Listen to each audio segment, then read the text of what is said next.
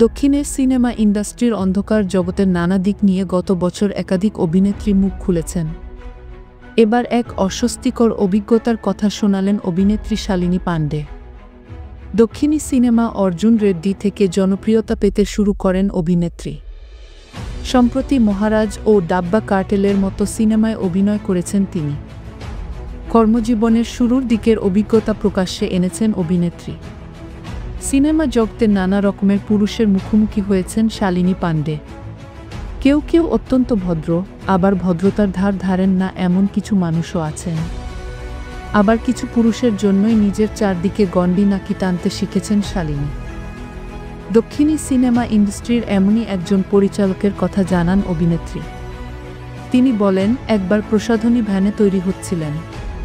তিনি যখন পোশাক বদলাচ্ছেন ঠিক তখনই সিনেমার পরিচালক ঢুকে পড়েছিলেন ভ্যানে। প্রবেশ করার আগে ভ্যানের দরজায় কড়া পর্যন্ত নাড়েননি। এমন ঘটনায় চমকে গিয়েছিলেন শালিনী পাণ্ডে।